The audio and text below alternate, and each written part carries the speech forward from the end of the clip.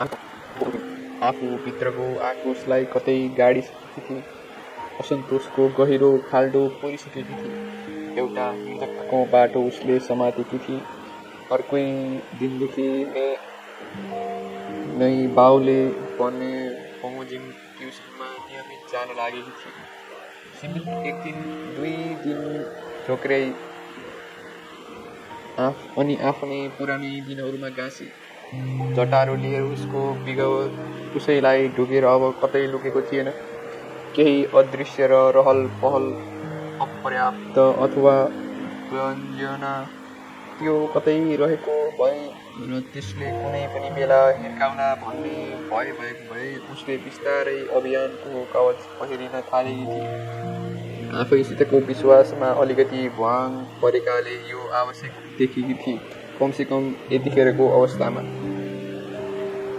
ठाकुर केही दिनलाई बुबाको घर गएको थियो। सिमरिकलाई हेरविचार गरिदिनु भनी आफ्नो घरको चाबी छाडिदिएर बारम्बारको नजर मुठभेड र सङ्गतका केही श्रृङ्खला पार गरिसकेपछि अभियानका तृषित आँखालाई तह लगाउन एक दिन उसलाई लिएर ठाकुरको घर ओली। व्याघ्र हुनुले धेरै कतै धैर्य कतै छुटेको थियो। हडबडीले उनीहरूलाई रातले चाहिँ छोपिसकेको थियो। एउटा मृतकलाई आफू वरपर छामे अनि अर्कोको झाडीभित्र लुकेर एकार्काको ओठमा पक्रेका गुलाबका पन्ना उगार्न लागे। उनीहरूको हरकतलाई रातले पनि छोपिदिन सकेन। 2-3 जना वृद्धले खिहार्दै आएर कथनाम गरे, दरद्वार ने हौ छिन्निरीको बता बाप मतिर के जा कहाँ ब्याह करा दे तै।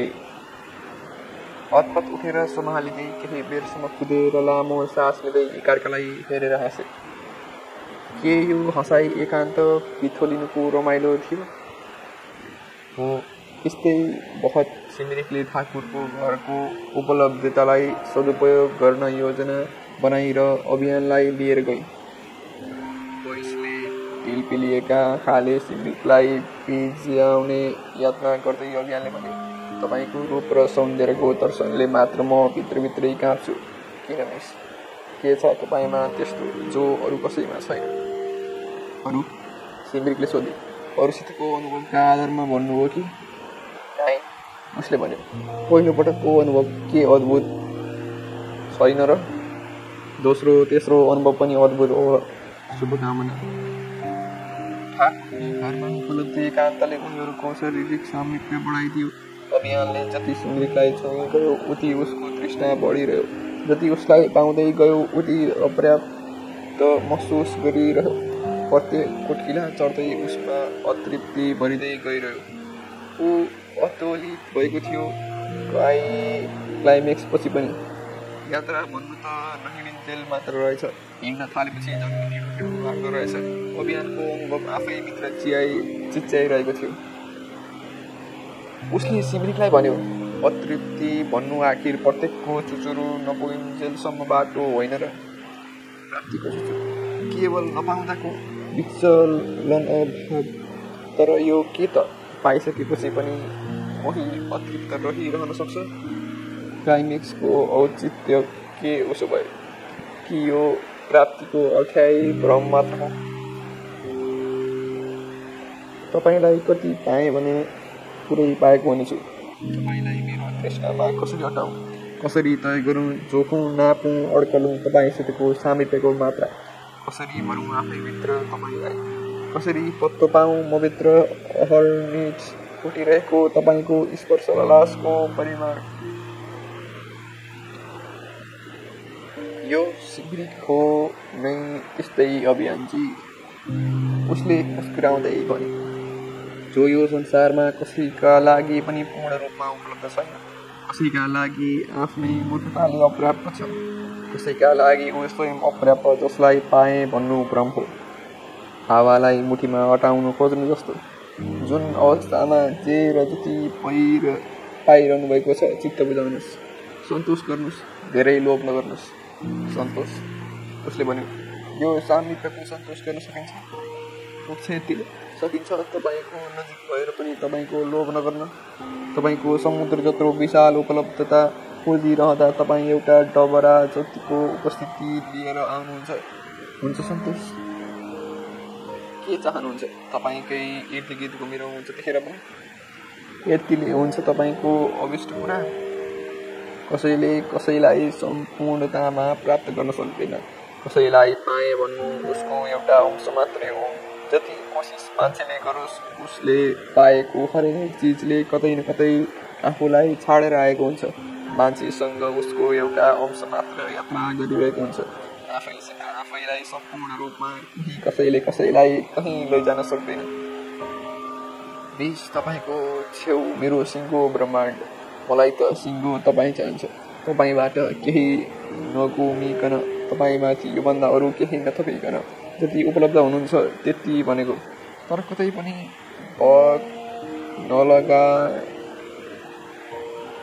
नलागिकन भाग नलागिकन सगल्ती सिमरिक यही जो यतिखेर म देखिरहेको छु। सिमरिकको अनुहारलाई आफ्नो दुवै हत्केलाले कचौरामा हटाउन खोज्दै अभियानले भन्यो, माने म कहीँ थिएँ भने, कतै टुक्रिएँ भने, कुनै व्यवस्थामा चोबलिएँ भने म तपाईँको ब्रह्माण्ड होइन, एउटा संसार जति पनि नरहने भए होइन त। जति टुक्रामा विभाजित भए पनि तपाईँको हर टुक्रा मेरो निम्ति एउटा सिङ्गो ब्रह्माण्ड। गुलाबको बोटबाट जतिवटा हाँगा चुडेर जहाँ लगेर सार्नुहोस्, प्रत्येक डाँठबाट नयाँ मन्जरी निक्लिन्छ। यस्तो मेरो प्रेम। सिमरिक केही बोलिन। अभियानले भन्यो, मिस म तपाईँसित बिहे गर्न चाहन्छु। सुनेर सिमरिक अडहाँस हाँसी। यो हाँसो किन मिस? अभियानले सोध्यो। यसमा म दुखी हो कि खुसी? तपाईँ यसमा खुसी नहुनुहोस्। बिहामा यतिखेर मलाई कुनै रुचि छैन। पछि त होला। बडो भावुक हुँदै सोध्यो। सिमरिक उठेर स्टिक सल्काउन थालिसकेपछि सालिसकेकी थिए। 2-4 चोटि तानेर उसले अभियानलाई दिए। यसपटक उसले लिएन। तपाईँको पागलपना दुई चोटिमै उक्रियो कि के हो? धुवा उडाउँदै सिमरिकले भनी। झन् बढ्यो। 2वटा नसा ककटेल होला भनेर। त्यही माथि यति स्ट्रङ। के नसाहरूको? भर्खर तपाईँको। सिमरिकले हाँस्दै भने, तपाईँबाट अझै उत्रेन है? सिमरिकले मोबाइल हेरी 10 बज्न लागिसकेको थियो। बाउको 4 मिस कल आइसकेको रहेछ। साइलेन्ट थियो र थाहा पाइन। हतारिँदै अभियानलाई भनी, आफ्नै सम्झिनुहोस् पो भने कि यति पनि आफ्नो नसम्झिनुहोस् कि यो घरमा रात पुरा बिताउने छुट तपाईँलाई छ। अभियान उठ्यो। हतारिँदै सिमरिक पनि तयार परिएर घरमा ताला ठोकेर निस्की। एउटा मोड आयो जहाँ उनीहरू आफ्नो बाटो लाग्नु पर्थ्यो। ऊ बिदा मागेर निस्किन आँटी। अभियानले भन्यो, छुट्टिनु मन छैन, भोलि भेटौँला। अभियानलाई यो ठाउँमा छोडेर एक पाइला अघि बढाउन मन भएन। उसलाई यी सारा एकै दिनमा अझ एकै साँझ र रातमा पाएका अनुभवलाई बिर्सिएर नयाँ अनुभव बनाउन मन भएन। ट्युसन सकेर सिमरिक निस्की। अभियानले उसलाई पछ्यायो। इजोरियाको रात थियो। आकाशमा बादलको केरोमा रहेर टिलिक्क टल्किएको जुनको उज्यालो धरतीमा छरिएको थियो। पर कताबाट महिलाहरूले गाएको चटचटिनीको गीत सुनिरहेको थियो। जटिन भोर भई भेलै रे जटा बिन्सरबा भेलै रे। अब त मिस तपाईँसित एक दिन मात्रै भेट भएन भने पनि मलाई गाह्रो होला जस्तो छ। बिचतिर कतै अभियानले बडो भावुक भएर भन्यो। सिमरिकले उतिर फेरि मात्र।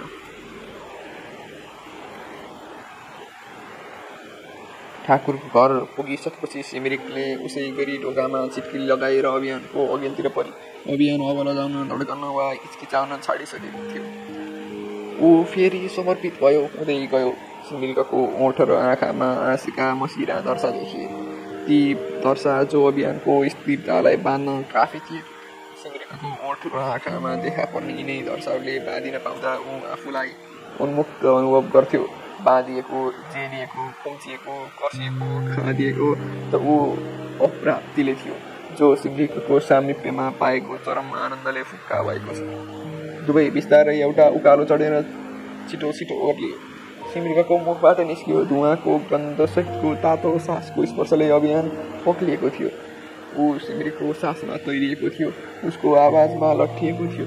भारी ढुङ्गाहरू थिए शरीरमा जो उसलाई छाडेर अलप भइरहेछन्। डोरीका केही त्यान्द्राले बाँधिएको थियो, उक्किरहेछन्। ऊ बिस्तारै हलुका हुँदैछ, गुबारा चाहिँ उड्दैछ आकाशमा, हावासित हात मिलाउँदै, बादलसित बात मार्दै। ऊ सारा कुना काप्चाबाट खुकुल्लो हुँदैछ। एउटा अज्ञात आनन्द छिरेको छ आत्मामा। पाएको यही आनन्दोच्छ्वासको साक्षात्कारी पछि अभियानले बडो बाबु हुँदै सिमरीका आँखामा हेर्दै भन्यो, अक्सर मान्छेको सम्बन्ध आँखाबाट सुरु हुन्छ। मनले अनुभूत गर्छ र प्रेमको चरम सुखमा पुगेर एउटा निश्चित यात्रा तय गर्छ। तर मेरो हकमा यो फरक भयो मिस। पहिले तपाईँलाई आँखाले पक्कै देखेको, त्यसपछि मनले एउटा इच्छा राखेको पक्कै हो। तर प्रेम यो चाहिँ चरम सुखको अवस्था पार गरिसकेपछि भएको छ। तपाईँलाई हिजोभन्दा आजभन्दा भोलि झन् धेरै प्रेम गर्न स्थितिमा म पुगेको छु। तपाईँको प्रेममा संसारको कुनै पनि सुख र मोह त्याग्न सक्छु। तपाईँको प्रेम मात्र जित्न सक्यो भने संसारै जित्न सक्छु। मेरो प्रस्ताव अस्वीकार नगर्नुहोस् मिस। कति प्रेम भन्नुभएको? तपाईँले प्रेम गरेर पाउनुपर्ने चिज त पाइसक्नुभयो त। तपाईँको यात्रा त सकिसकेको छ त। योभन्दा उता केही छैन। प्रेमको बाटो हिँडेर पनि पुग्ने यही त हो। विसर्जित हुने ठाउँ नै यही हो। यो त प्लेनमा चढेर यात्रा पुरा गरे भन्नु जस्तै हो मिस। प्लेन चढेर कुनै ठाउँ त पुगिएला, तर बाटोमा देखिने ढुङ्गा माटो, ढुङ्गा उठाउँदा हत्केलामा लाग्ने कुटकुटी, खोला तर्नुको अनुभव, पानीमा भिज्नुको सौन्दर्य, हावाले पिनुको आनन्द, घामले असिना पसिना हुनुको खुरुक्क, बाटो अल्मलिएला के भन्ने भए, फुलको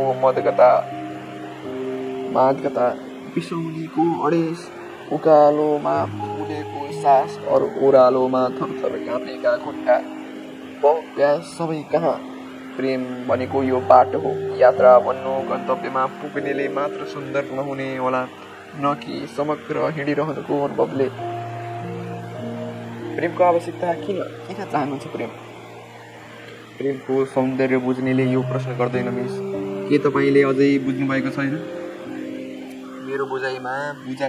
मेरै बुझाइ, यसको सौन्दर्य देखौँ या कुरूपता, मेरै दृष्टिकोण, मैले तपाईँको धारणा बुझ्न खोजेको।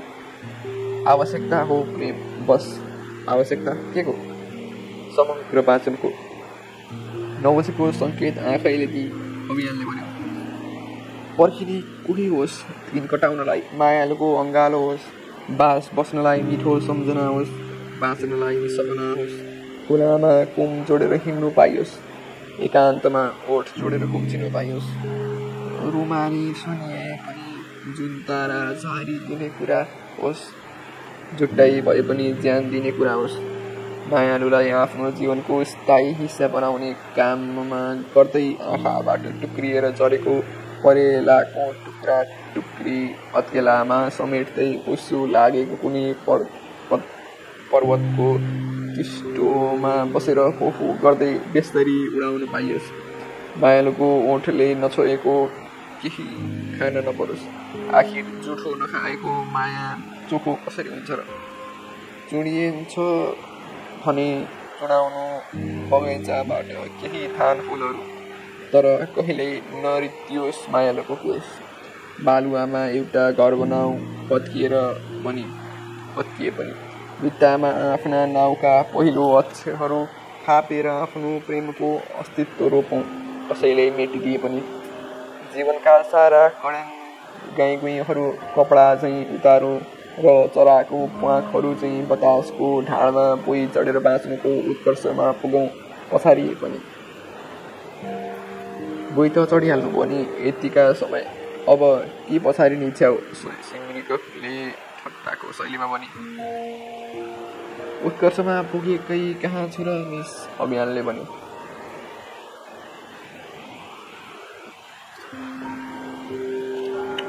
फर्किँदै गर्दा बाटोमा सिमरीले अभियानलाई एउटा प्रश्नले कोट्याए।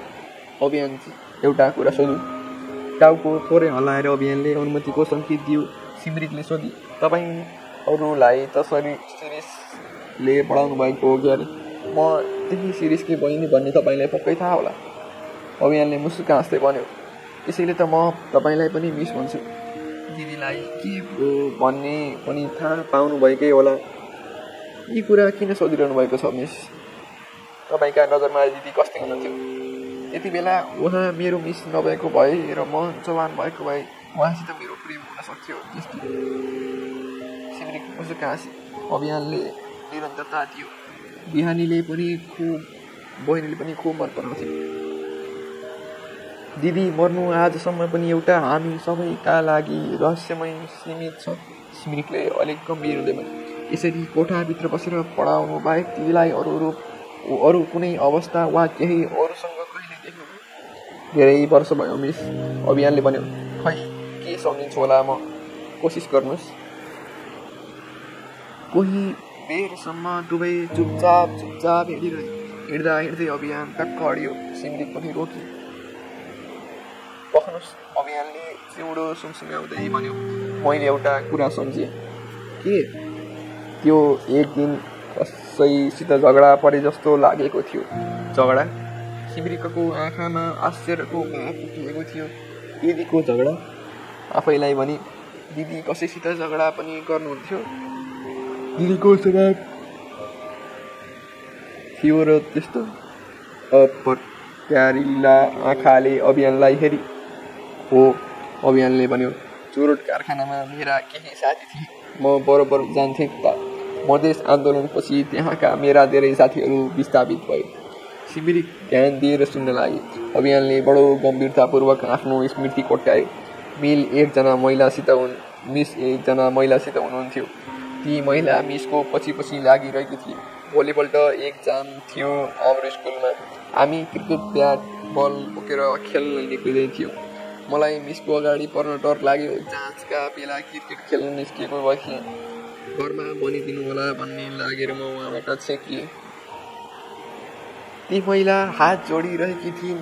मिस चाहिँ एकदम रिसाएको जस्तो देखिनुहुन्थ्यो। उनी धेरै बेरसम्म मिसको पछि लागे। मिसले चोरी आउँदा उज्याउँदै घाँटीको नसा पुलुन्जेल के भन्नुभयो मैले सुनिनँ।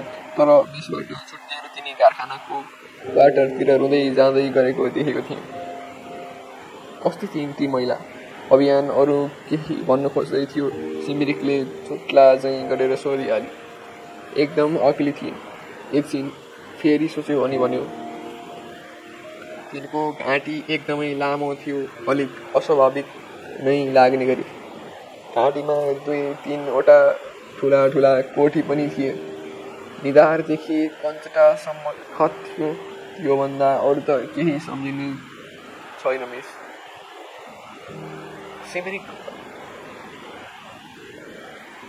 सिमरिक अभियानबाट छुट्टिएर फटाफट घर गइन्। घर पुगेर सिधै रसोईमा छिर्ने र रमिलालाई सोधे। आमा, चुरोट कारखानामा काम गर्ने हाम्रो कोही थियो? चिन्नुहुन्छ त्यस्तो कसैलाई? रमिलाको अनुहार बाढी आएको खोला जस्तो धमिलो देखियो। त्यो सिमरिकका अघिल्तिर नदेखियोस् भन्नेमा उनी बडो सतर्क भइन् र मुस्कुराइन्। अनि जवाफ दिए। मलाई थाहा भएसम्म कोही थिएन सिमी।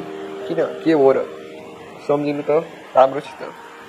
एकपटक फाटातिर हेरिन् अनि सिमरिकको अनुहारमा केही सम्झिने कोसिस गरिन्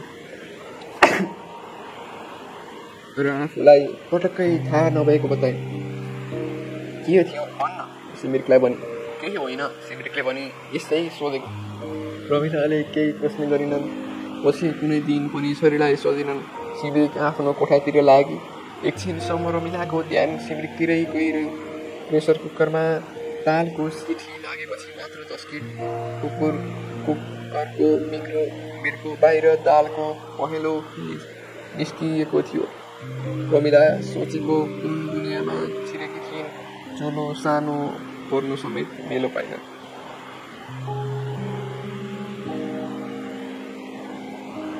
ट्युसन पढाएर सकिएपछि घरमुलीकी जहानले सिमरिकको हातमा एउटा खाम थमाइन्।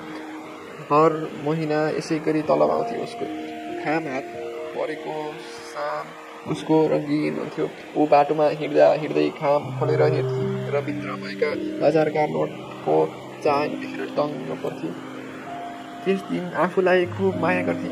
यति ठुलो संसारमा आफ्नो पनि हेरथोर महत्त्व छ भन्ने महसुस गर्थे। खाम आत्मा लिँदै गर्दा सिमरिकले भनिन्, भोलिबाट 20-25 दिन म आउन पाउँदिनँ, मेरो जाँच आउँदैछ। आफ्नो जाँच सकिएपछि फोन गर्ने बाचा गर्दै ऊ घरबाट निस्की। अभियान बाटोमा कुरिरहेको थियो। उसको पछि लाग्न सुरु गरिहाल्यो। निस्किएर केही पर सिमरिकको घर मोडिने चौतारामा पुगिसकेपछि सिमरिकले अभियानलाई भने, अभियानजी, यो हाम्रो अन्तिम भेट हो भन्नाले अभियान उतर्सियो। यो ब्रेकअप हो। उसको बाटोतिर हेर्दै भनी, अन्त्य हो तपाईँ र मेरो सम्बन्धको। योभन्दा बढी उत्कर्षमा म तपाईँलाई दिन सक्दिनँ। किन मिस? बडो रुन्चे स्वर भइसकेको थियो उसको। के गल्ती गरेँ मैले? ब्रेकअप हुन गल्ती मात्र पर्खन चलन भएको भए संसारमा आधाभन्दा बढी ब्रेकअपै हुन्नथे। केही कारण त होला। रुनुभन्दा आधा इन्च वरको भाव अनुहार परि लिएर अभियानले भन्यो, अगाए तपाईँबाट यही हो। यत्तिकै कसरी मिस? प्लिज यसो नगर्नुहोस्, म पागल हुन्छु। पुरा पागल हुन मन छ भन्नुभएको होइन? अब हुनुहोस्, मैले त पहिले नै सम्झाएकी थिएँ, सिमरिकले भने।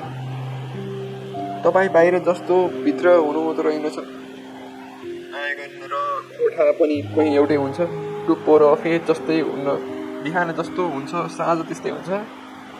अनुहार त एउटै हो। हिजो र आजैमा यत्रो फरक, अघि र अहिलेमा यत्रो भिन्नता। मान्छे एउटै भए पनि उसका अनुहारहरू हर पल बदलिरहेका हुन्छन्। उसको व्यावहारिक अनुहार, सामाजिक अनुहार, नैतिक अनुहार, तृष्ट अनुहार, तृप्त अनुहार, अनुकृत अनुहार, दम्बी अनुहार, मुद अनुहार।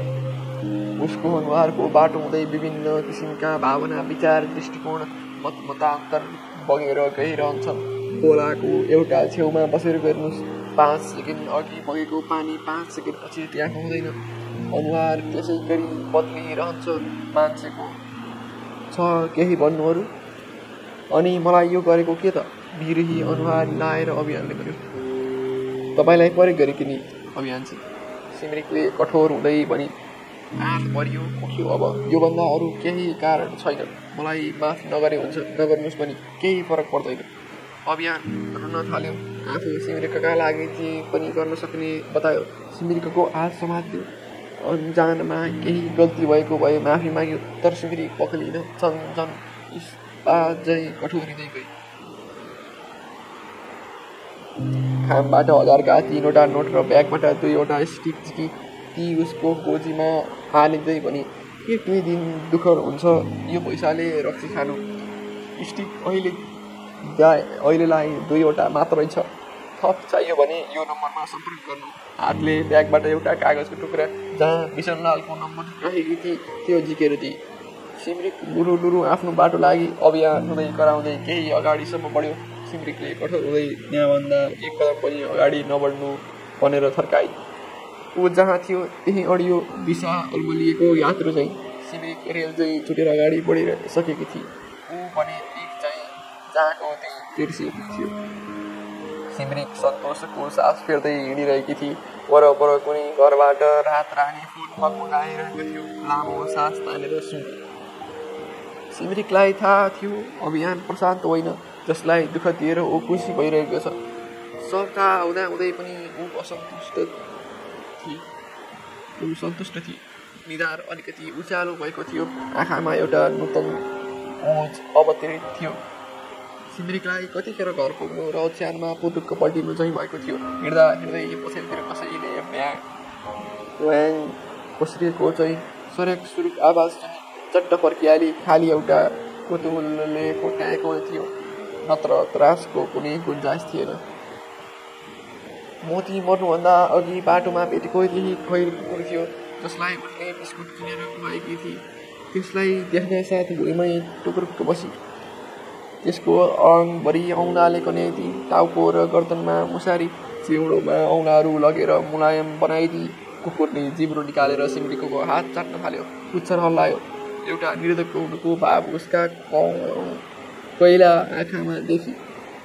दायाँ बायाँ चारैतिर आँखा दौडाए। रात उस्तो नेरी भएको होइन, तर कुनै किन हो परसम्म मान्छे थिएनन्। कुकुरलाई पछिल्लो पटक कसैको घरबाट हुर्किएर वा अल्मलिएर भेटेको ठानेकी थिए। निर्धक्क अझै हुन पनि सकेको थिइन। कसैले छाडेको हो कि कसैलाई छोडेर आएको कुकुर हो यो।